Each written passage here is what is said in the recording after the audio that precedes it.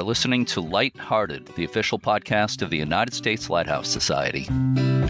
My name is Jeremy D'Entremont. Welcome.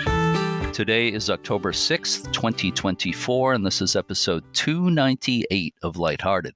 In a few minutes, we'll listen to a conversation about one of the most beautifully restored lightships in the country, Lightship Overfalls in Lewes, Delaware. My co-host today is Ben Ridings, curator for Cape May MAC, the organization that manages the Cape May Lighthouse in New Jersey. Hey, Ben. Hi, Jeremy. How are you? I'm good, thank you. It's fixing to pour here today, so not looking forward to that, but otherwise doing well. How about you?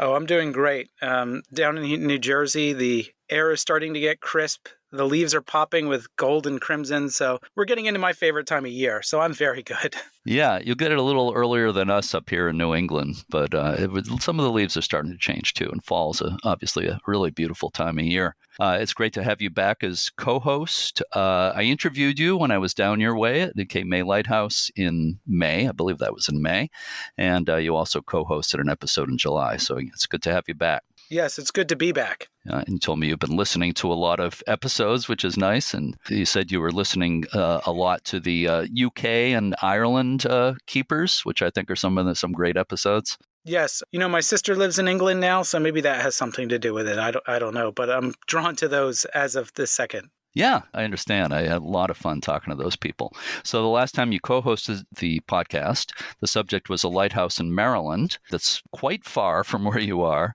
But this time we're focusing on the Lightship Overfalls in Lewes, Delaware. And that's not far from you. It's just a short ferry ride away from Cape May. Yes. I mean, I've gone on that ferry countless times, whether it's to use it as travel or to just enjoy the boat ride. Oh, it's nice. Yeah, I did it when I was there in May for the first time ever, back and forth, and it's a great way to get around there. And I really enjoyed both sides of the bay there on my visit.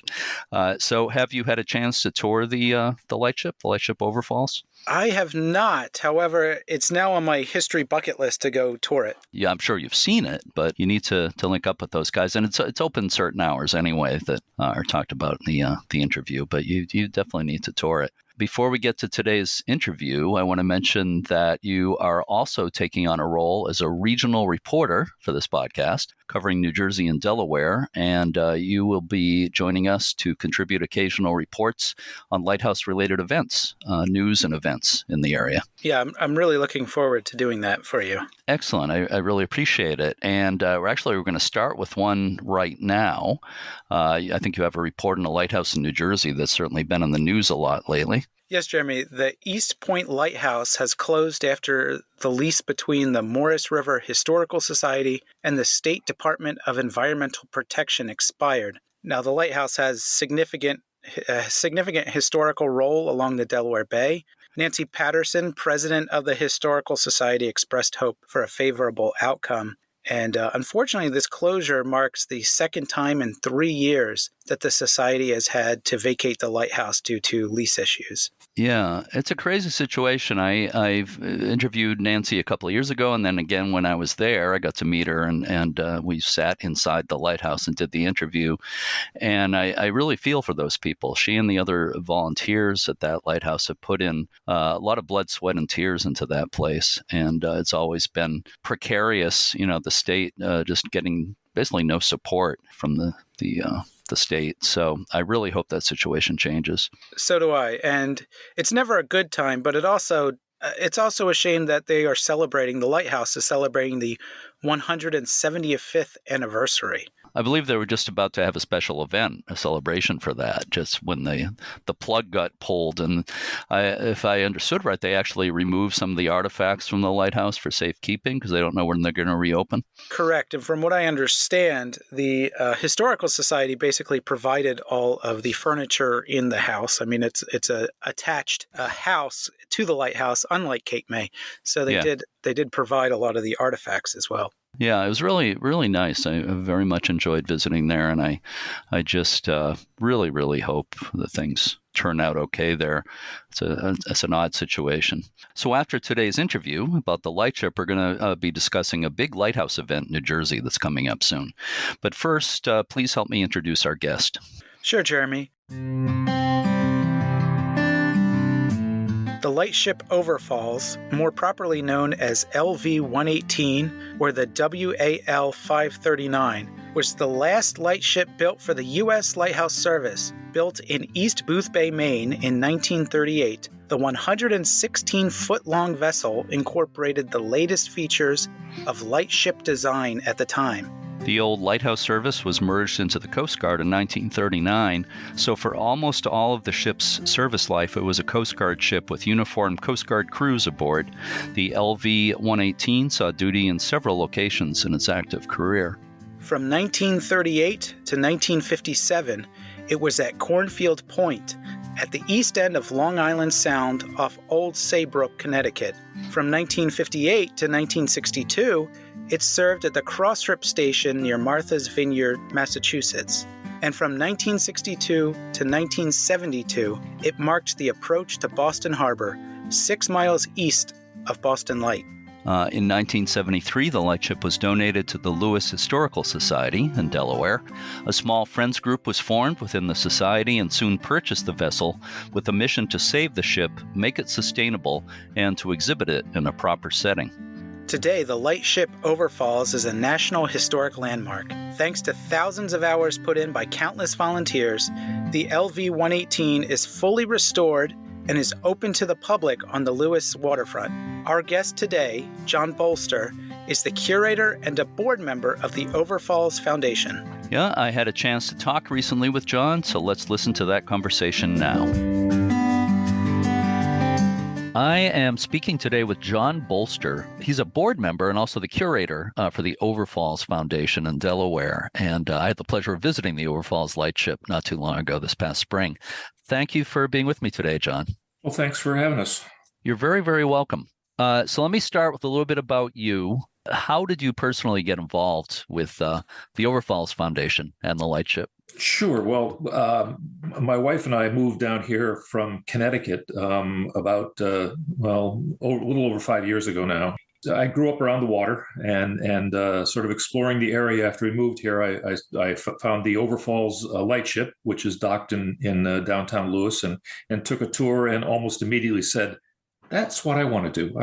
I'd like to become a tour guide." So that's really what I started as a tour guide several years ago now, and they asked me to join the board, and I expressed an interest in history and in maritime history in general. So that's how I got involved. And strangely, or not strangely, that's the wrong word, but I grew up in Massachusetts, and I grew up just south of Boston, and I can remember sailing around Boston Harbor and sailing around the lightship just 6.2 miles off the coast of Boston. And that was indeed at the time what is now the Overfalls Lightship. So it's kind of neat that I managed to get on board it after seeing it back in 1969-ish.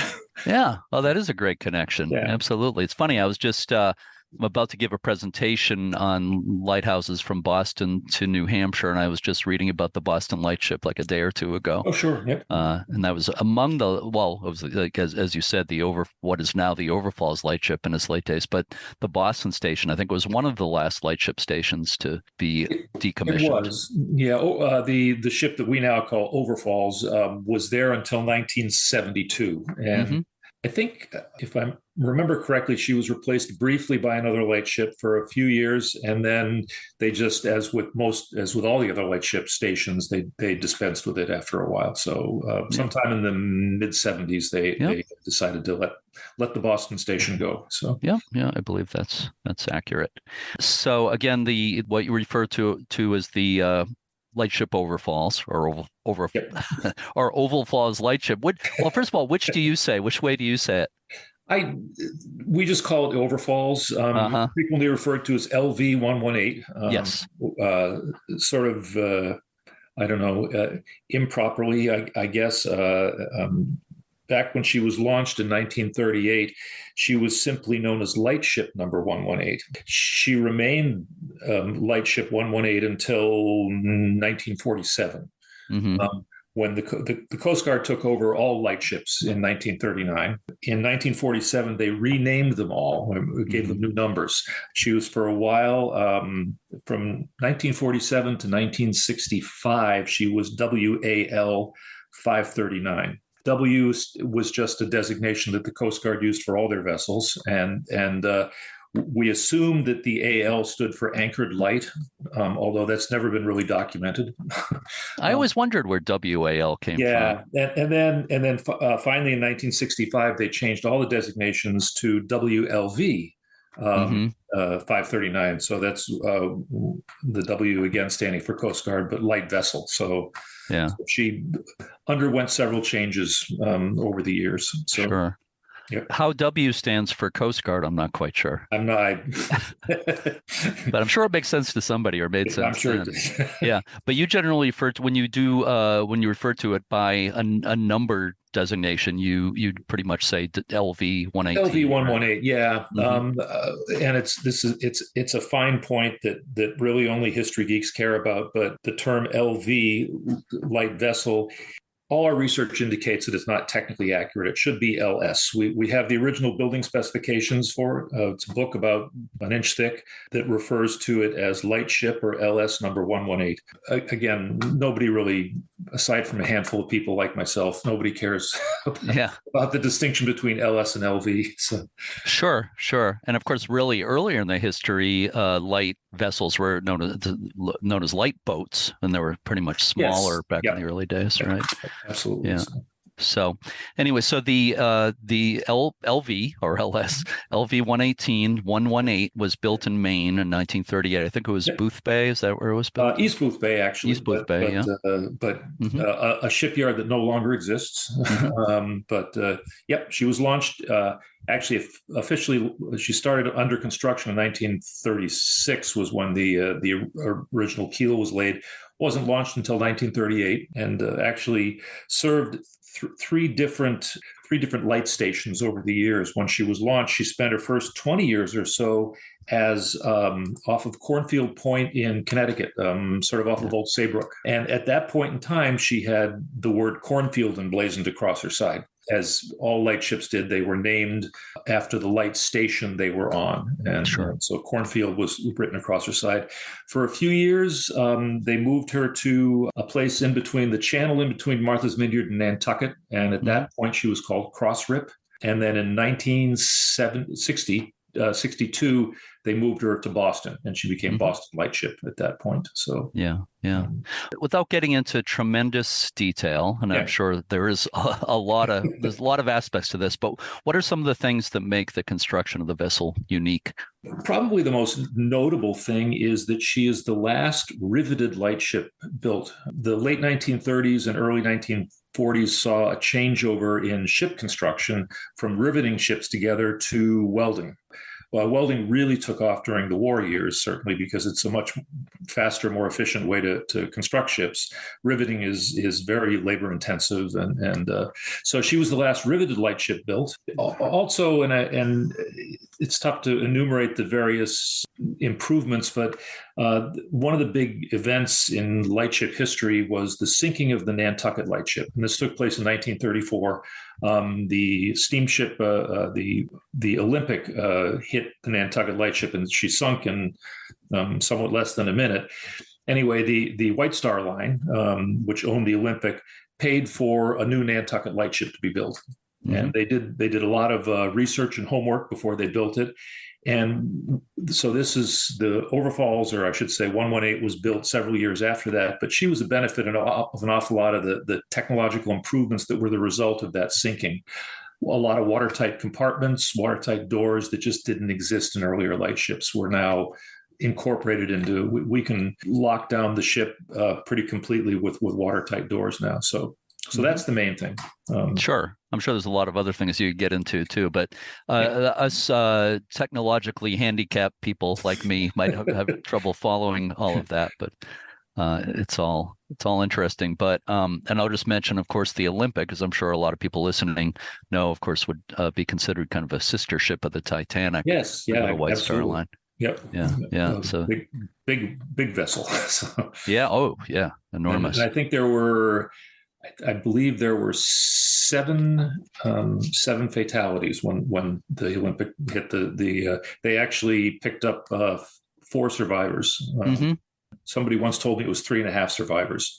And I said, how does that work? He said, well, the captain, George Braithwaite at the time, he survived the sinking, but he died several months later as a result of his injuries. So tough to say. So. Oh, I know. It's there's a lot of tragedies in lightship history, but that's certainly one of the best known ones. Yep. Yeah. To kind of back up a little bit, just talk generally about lightships. I'm sure most of our listeners, being lighthouse nuts like myself, or I've been called a lighthouse geek as well. Yeah, I'll accept either one. Yep. But I'm sure a lot of them know about lightships, basically what they were. But for people who might not know, basically what were lightships and why were they put in some locations instead of lighthouses? Yeah, well, I mean, essentially, lightships are floating lighthouses. They're places where they wish they could have built a lighthouse, but it was inappropriate to. They couldn't. The water was too deep. The bottom wasn't right. Shifting shoals and sands precluded building lighthouses. So they would use lightships instead. One of the big advantages of lightships, of course, over a lighthouse is the fact that they were somewhat mobile. So as shoals shifted around, they could relocate the lightship and tweak its position to accommodate the changing bottoms and things like that. So that's the biggest thing with lightships. They were frequently, and which led to many of the sinkings and collisions, they were frequently placed mid-channel in shipping lanes. Ships coming and going would know where the shipping lane was. Yeah. Because of that, they were somewhat targeted for collisions. Yeah. So it's kind of both the best and the worst places to be in different aspects. Yeah. So I know a lot of lightships had one light on a mast. Mm-hmm. Some had two. Yep. What was the case with the Overfalls? Overfalls has a single light. There's actually two of them. But as with many things on lightships, there was two of almost everything. It's a single mast with one bulb at the top, if you will. But if that bulb burned out, they could immediately switch over and go to the secondary one, which was mounted directly above it. So really one light, and that could be seen. I want to say it could be seen about 15 miles away. So not bad. That's not only the result of the fact that it was, the equivalent of about 1,000-watt light bulb set inside a special housing which helped focus the beam, and the fact that it was 60 feet above the surface of the water. So that would allow for increased visibility. So it was always electric, the light itself, from the time it was built. Is that correct? It was. Ours was. Earlier lightships, of course, had whale oil or various other types of fuels to fuel the wicks in the old lamps. In the old days, that was a major process. To every night or every morning, they had to lower the lamps down, trim the wicks, polish the glasses, hoist them back up again at nighttime. So it was quite a project. Overfalls, and actually all of the lightships of the more modern era were electric. And did this vessel have a fog signal as well as a light? Yep, it had a wicked loud foghorn. It could be heard about 5 or 6 miles away, loud enough reportedly to break seagulls' wings if they were flying too close. Holy cow! When it went off, we have two of our guides are actually ex-lightship sailors, and I've spoken to them extensively about it. I said, so it was really loud. Was it ear damaging? He said, and both of them said, what? Yes, if you were stupid enough to go up there when it went off. But everybody sort of knew to stay off the upper decks when the foghorn was. And I said, well, I imagine you get used to it after a while. And they said, nope, you never get used to it. It went off every 30 seconds. Just this, and you managed to sort of sleep through it, but both of them admitted you could seldom really get a good night's sleep with the fog whistle going all the time. Right. I remember asking a lighthouse keeper's daughter about that one time, and their foghorn, I think, was every 10 seconds, something like that. And I said, so did you pause every 10 seconds? She said, no, we just talked louder. I can imagine, yep. It's too much trouble to pause every 10 seconds. We talked a little bit about the crew that was on the Nantucket lightship when that accident happened with the Olympic. But typically, how many men would be on the crew of a lightship? Well, it varied a bit by the size of the ship. The Overfalls, we could handle up to 14 sailors. At any given point in time, there would be more like 10 on board. In the later years, the typical duty cycle was you would be on the ship for 2 weeks and off for one.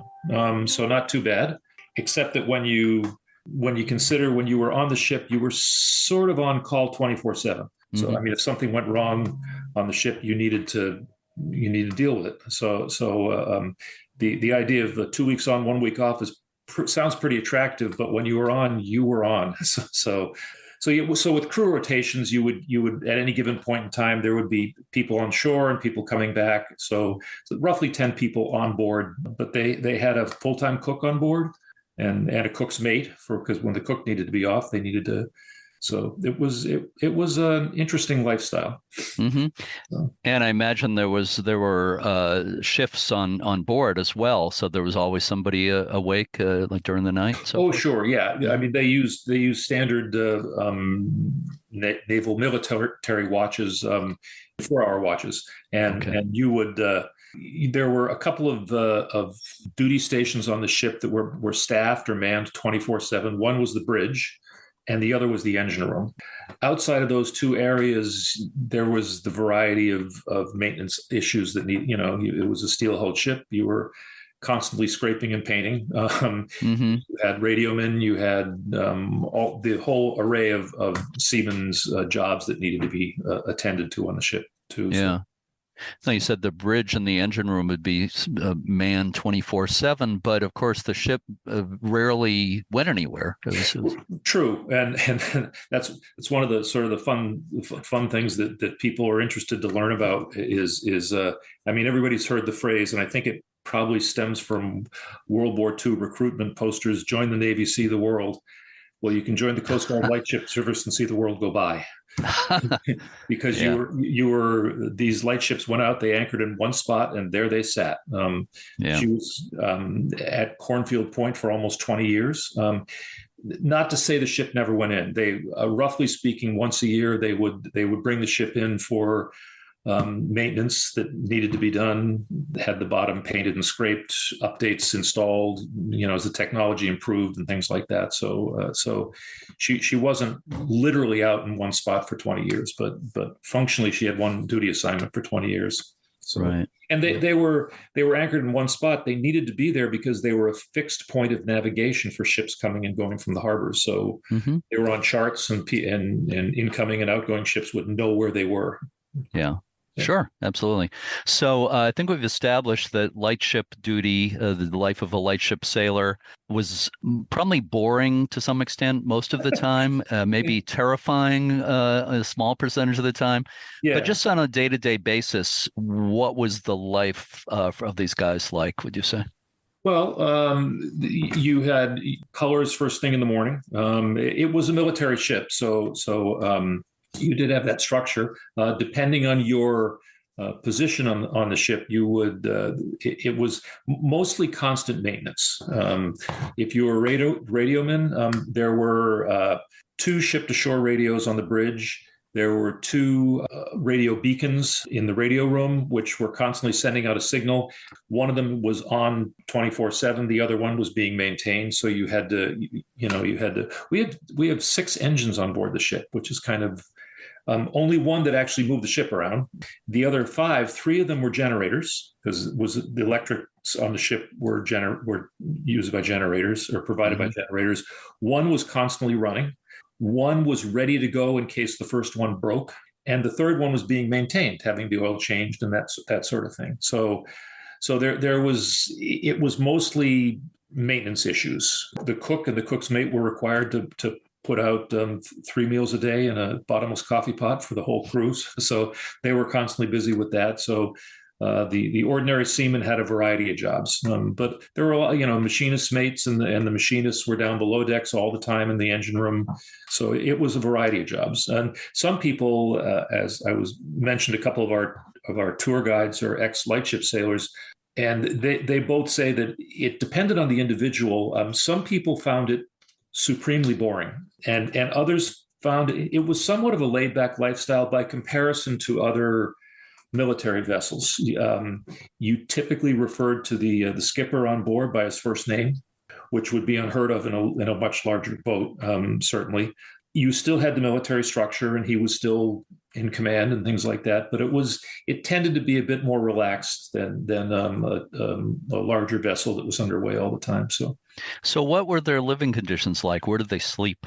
On our ship, we have 4 bunk rooms with two bunks in each, top and bottom. There's a communal head forward, bathroom, 2 toilets, 2 sinks, shower, and no door.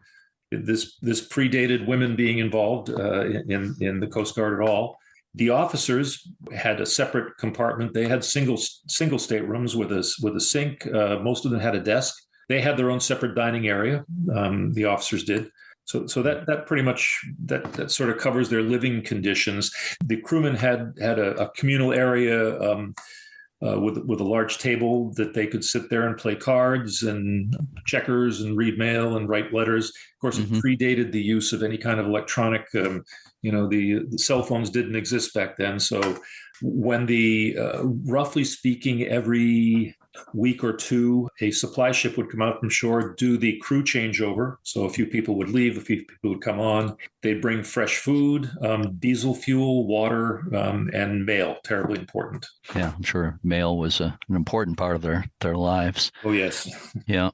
So jumping ahead a little bit, of course, World War II happened not too long after the vessel was built. Did it remain in service during World War II, or what happened then?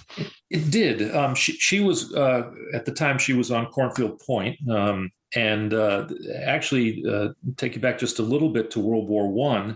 During World War I, the lightship that was assigned to Diamond Shoals light station, which was off the coast of North Carolina, was actually sunk by a German U-boat. So when World War II came along, the government decided these are essentially unarmed vessels, and they're anchored in one spot. And so we don't want to give navigational aid to possible enemies coming towards us. So mostly they pulled lightships in off station and turned them into inspection vessels. As ships would come and go from harbors, they would inspect them and make sure there was no contraband on them and that sort of thing. But they left 6 of them on station for the war because we needed them for our own navigational purposes. And Cornfield was one of them. It was when she was stationed in Long Island Sound. Probably, I'm guessing, the entrance to Long Island Sound gives you access to New London, which is a major sub base in there, and all of Long Island. So she was on station during World War II. Okay. We touched on the Nantucket disaster with the Olympic and all that. There were certainly that and other collisions involving lightships. There were lightships that sank in hurricanes and other bad storms. There were sometimes they would drag anchor in bad storms. Oh, yes. Yeah. I think there were 55 lightship sailors that were lost, drowned, 5 ships that were sunk either through collision or just being sunk because of the weather conditions. I guess you could call it a hazardous duty. They certainly didn't qualify for any hazardous duty pay or anything like that. But they did not, in general, leave the light station when a hurricane would come or a bad storm. Sorry, that's where you're assigned, and you're expected to stay there. In later years, if a hurricane was targeting the area, they would allow some lightships to go in and seek shelter for the few hours that the hurricane was at its worst, and then they would have to go right back out again. But yeah, it was a difficult duty station. Yeah, there were a lot of injuries and some, as we said, some missing lightships, and over 55 sailors drowned. So yeah. Speaking of that, I know in New Bedford, Mass, there's actually a lightship memorial the bell on display that I believe, if I remember right, was recovered from the Vineyard Sound lightship that sunk in a hurricane. Yeah. They recovered that sometime in the 80s, I think, or the 90s. It's relatively recent that they recovered that. Yep. I was actually at the dedication of that memorial, which was, I'm going to say, more than 20 years ago, early 2000s.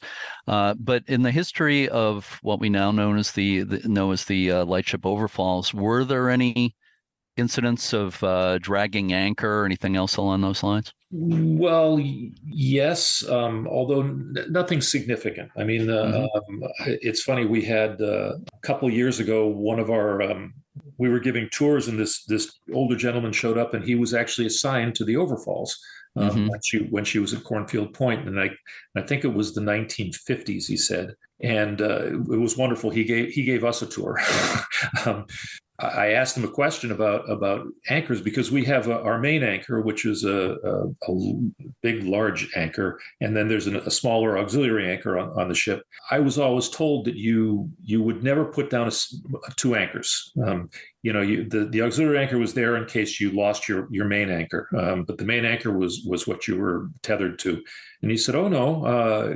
During one hurricane, they were dragging their anchor down Long Island Sound, and they actually deployed two anchors at once." So the risk with deploying two anchors at once is that you can wind up wrapping your anchor chains, and that would not be a good thing. But he said that they would do that occasionally on an as needed basis. So, but no, there was nothing that Overfalls was nothing particularly of note that she was involved in. No major collisions or anything like that. So, well, that's good. Yeah. Yeah.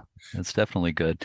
So again, as you discussed earlier, the vessel was on 3 duty stations during its career: Cornfield Point, Cross Rip, and Boston.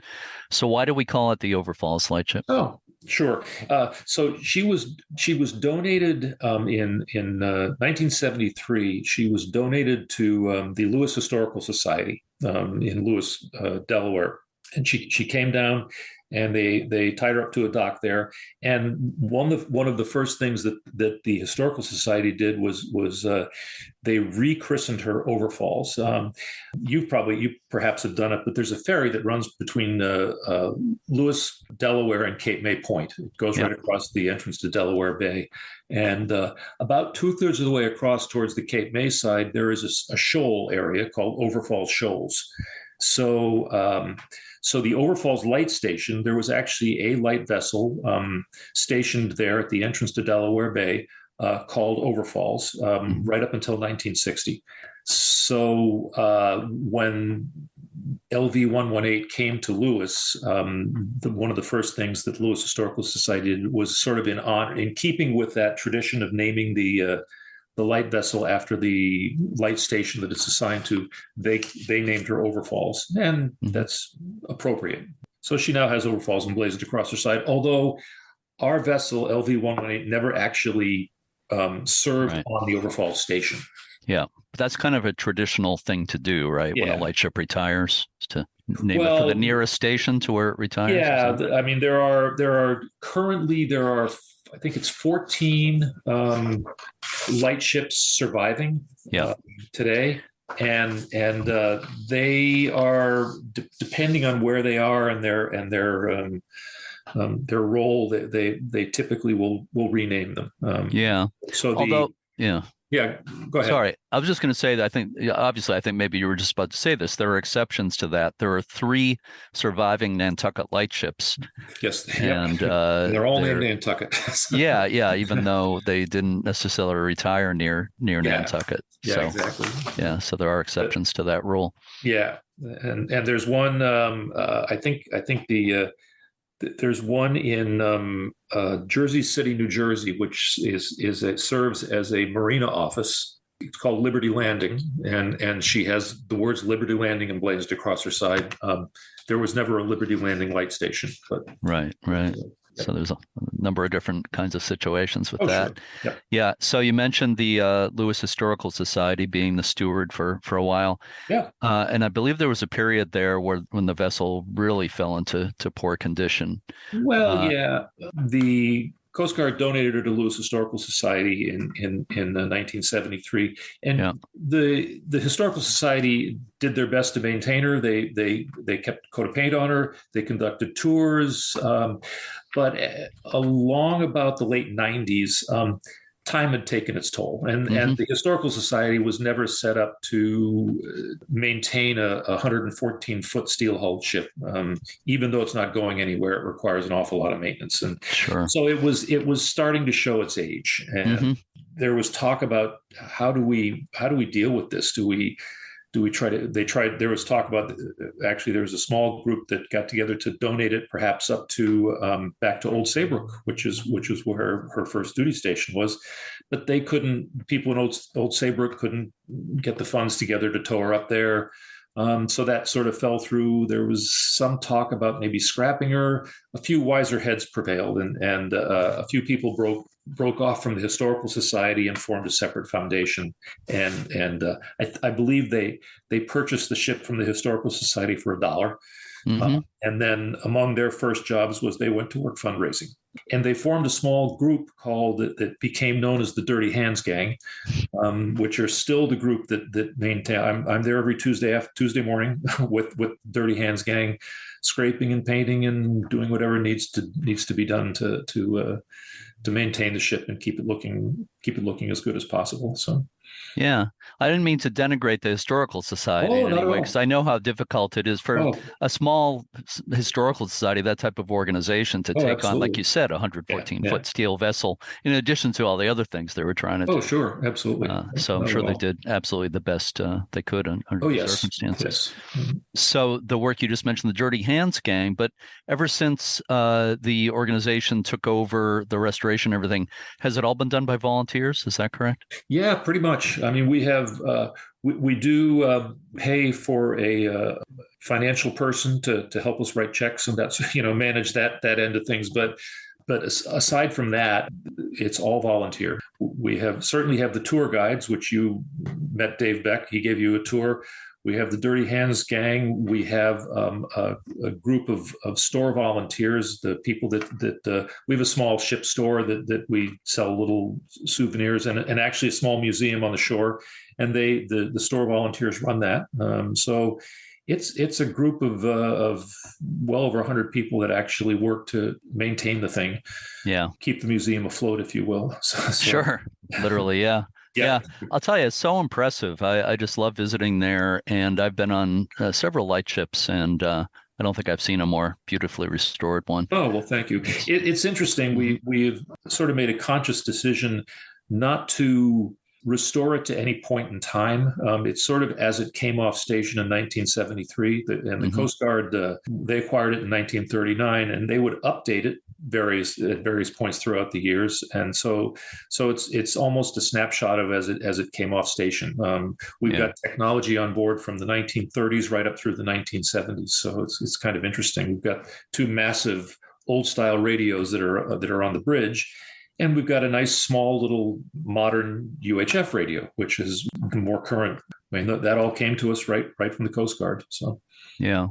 I'm trying to remember when I got the tour there, a bell was pointed out to me. I think it's in the bridge area. Yes. Yeah, we have it in the bridge. Mm-hmm. So when the ship came to us, or came to Lewes, it was missing several things. And nobody knows whether the Coast Guard might have gone and repurposed some of those items for other uses, or there might have been some souvenir hunting that went.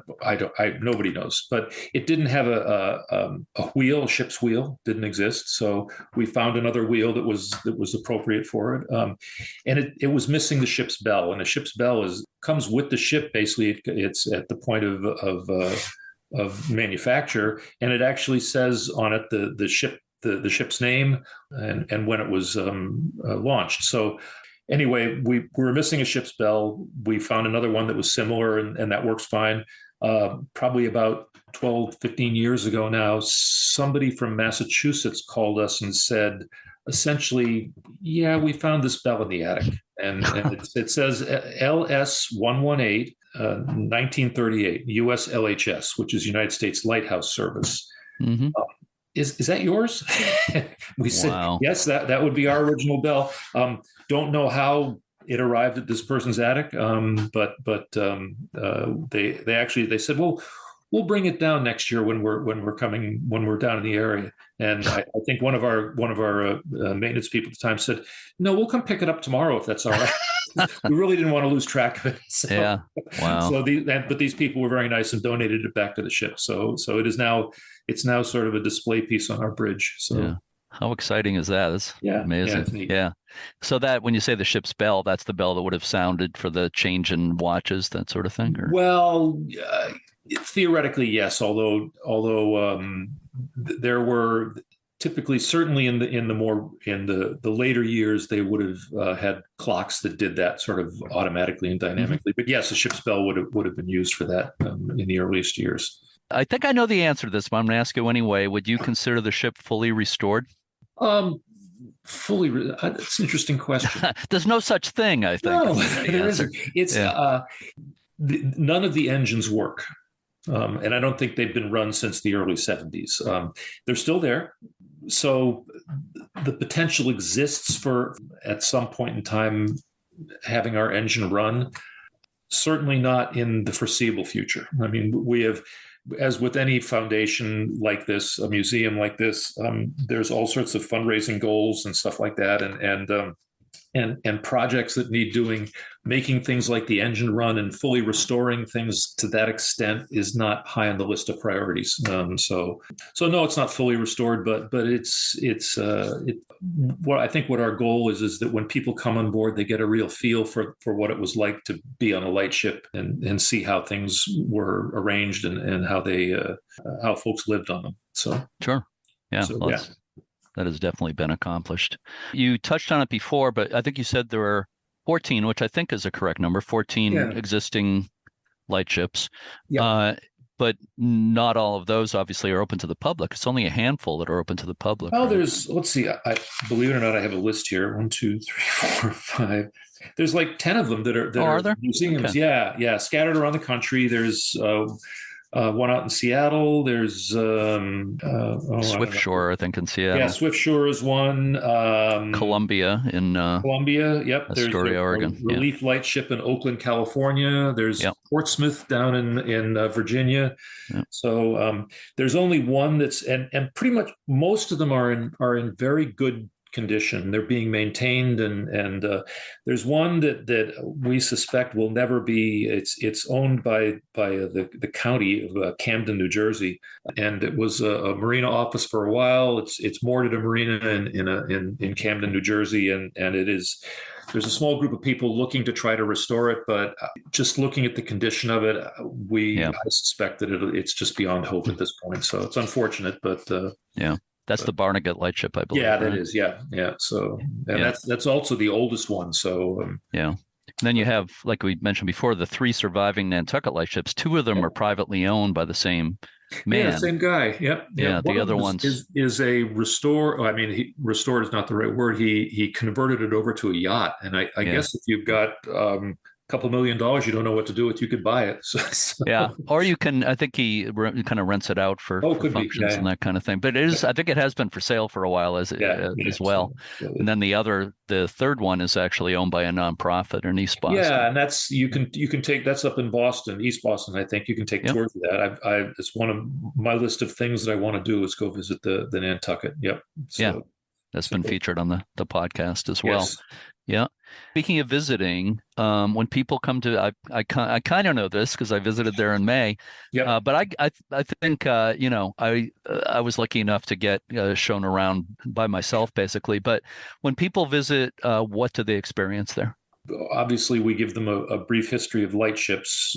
It sort of depends on the group. People frequently come into to take a tour, and they say, "How long is the tour?" And the usual answer is, how long would you like it to be? Because it's we can make it as short as 20 minutes or more like an hour and a half if they have enough questions and really are that fascinated by it. But they sort of experience hopefully what a good look at what life might have been like on a lightship back when it was on station. We have it restored to the point where people can go down and go, wow, this is actually where they slept, and these are the bunks they slept in and stuff like that. So it's the tour guides that we have are very knowledgeable, and they present things really well, so that we hopefully we're answering a lot of questions that they have before they even ask them. Speaking of questions, is there anything in particular that people tend to ask a lot? And that could be good questions, or there's no such thing as a stupid question. I know No, that, but yeah. true. It's funny and it's one of the parts of my position that I like the most is when people ask a question and I go, huh. I don't know, but I can go back and do some research and go down the rabbit hole of researching things. One of the things, and I've been asked it twice, and the first time I had to look it up and get back in touch with the person. The second time, I already knew the answer, and that's and something you probably didn't notice, but there was on all of our watertight doors, for instance, there's the letter Y is stenciled on all of these doors. And somebody said, "Why is that there?" And I went, I don't know, but I went back and did some research, and it's actually if you're on a military vessel, they're called conditions of material conditions of readiness, and Y is the ship can be under the condition of yoke, which means a yoke is generally set when you're at sea or when you're in port during wartime, or essentially all the watertight doors need to be kept closed.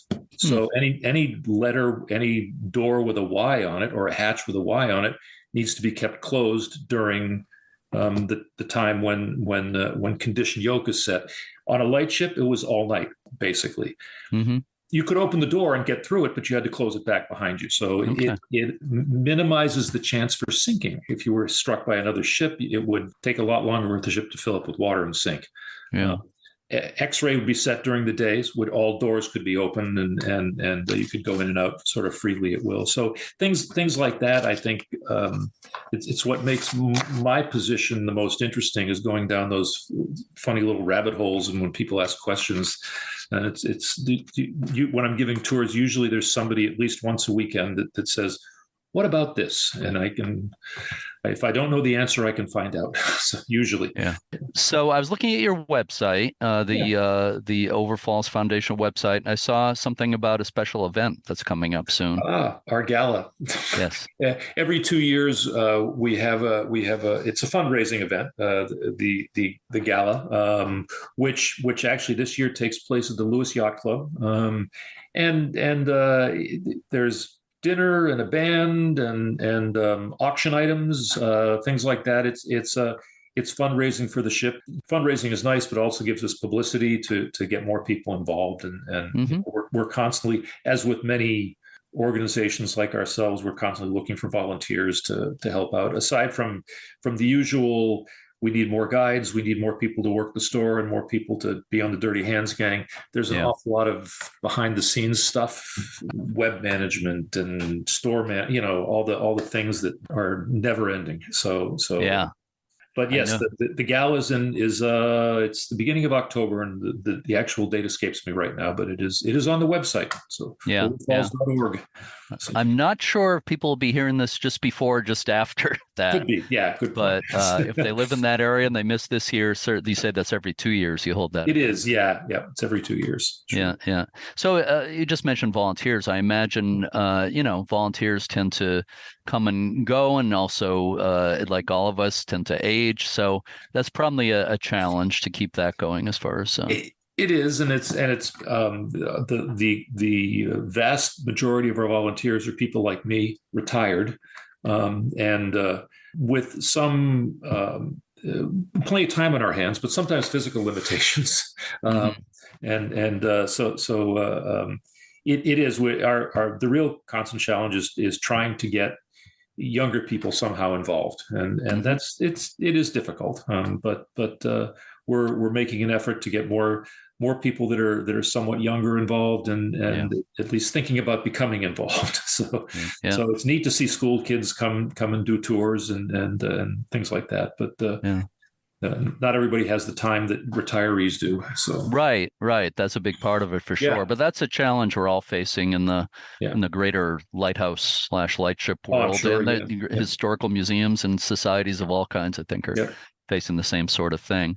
So I have one final question for you for bonus points, okay? So sharpen your number 2 pencil. All right. And that question is, what has been your favorite thing or things about your association with the Lightship Overfalls? Oh, dear. I think aside from as I mentioned before, going down these rabbit holes of research is really I greatly enjoy that. But just being able to get together with people that are of a like mind, that enjoy historical things, especially historical things centered around the ocean and the sea, and being able to associate with those and going there probably a couple times a week and giving tours, just the whole package of being involved with the Overfalls. They're a nice bunch of folks, and so it's an awful lot of fun just to be associated with it. Yeah, yeah. I ask a question similar to that to a lot of people, and that's variations on that are the usual answer to this: the people Yeah, that make it so worthwhile. And I always say the people have brought these places to life, both historically and in the present day today. yeah, So it's all yeah. about people for sure. Absolutely. Yep. Yeah, yeah. So, John Bolster, I want to thank you again for doing this today. I really appreciate you giving this time to me. And I want to mention again to thank you and Dave Beck and everybody who were so hospitable when I went down there in May and got a tour. And I was just so impressed by the place.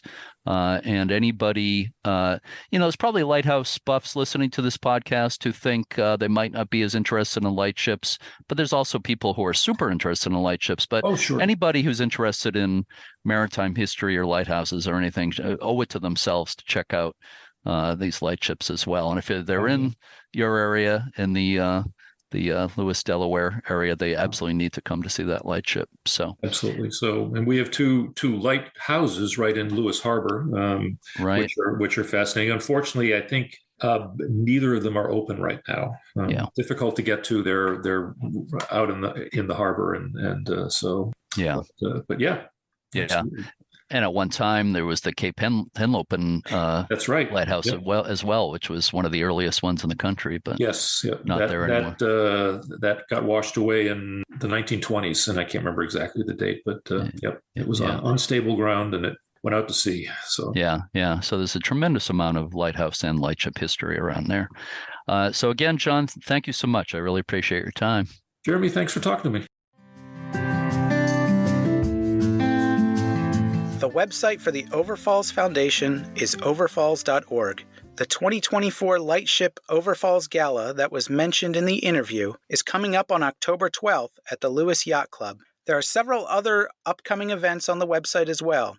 Another neat feature of the website is a live webcam and the current weather conditions reported right from the lightship. Yeah, I was just looking at that the other day. I think so. I don't know if the camera was moving around on its own or somebody was moving it around, but it was pointing all over the place. So it's definitely a cool thing to check out. I enjoyed my first ever visit to Lewes back in May, but for me, the lightship was really the highlight. Not on the other side of the bay. Of course, Cape May Lighthouse was a highlight of on the New Jersey side of the bay. But so I just want to make that clear. So my thanks again to John Bolster and to Dave Beck, who gave me the great tour when I visited. So Ben, there's a big lighthouse event coming up in New Jersey. Is that right? Right you are, Jeremy. We have the Lighthouse Challenge of New Jersey, which is a 2-day event. This year, it's on Saturday, October 19th and Sunday, October 20th. They're actually celebrating their 25th year. The challenge is to visit 11 lighthouse sites, 3 life-saving stations, and 1 museum. And the route pretty much covers the Atlantic coast, around the Cape, and up the Delaware Bay. If you do complete the challenge, first off, you get a sticker and essentially like bragging rights. But your name will be entered into a drawing for a prize basket filled with lighthouse goodies. Wow, not bad. Yeah, I know the one museum you mentioned is the Barnegat Light Museum, I believe, and I visited there when I was there. It's a nice little museum. They got a very large Fresnel lens on display there. So, do you get an unusually big crowd there that weekend for the challenge at Cape May Lighthouse? Well, what's funny is because it's 2 days, and Cape May is kind of in the middle. Sometimes we get a lot of people kind of early on Saturday as they're almost just beginning and either going, up the coast or up the bay, or on the end of Sunday, we get a lot of people as well, just kind of finishing up. So it's interesting. That makes sense. Yeah, yeah. Well, that's something I've heard about for a long time. I don't know if I'll ever get to do it, but I know it's extremely popular. So thank you for reporting on that.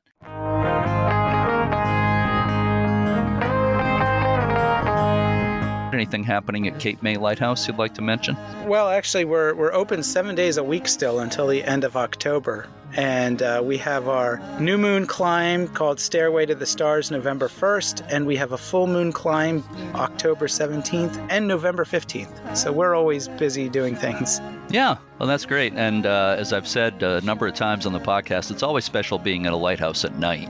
So I think that's just great. You do those nighttime events. Yes. So thank you again for your report, Ben, or your reports. And I really appreciate it. And thanks again for co-hosting. It's always good to have you. Oh, thank you, Jeremy. And with that, to all our regular listeners and our new ones, thank you so much for listening. And keep a good light. Let it shine, let it shine, let it shine.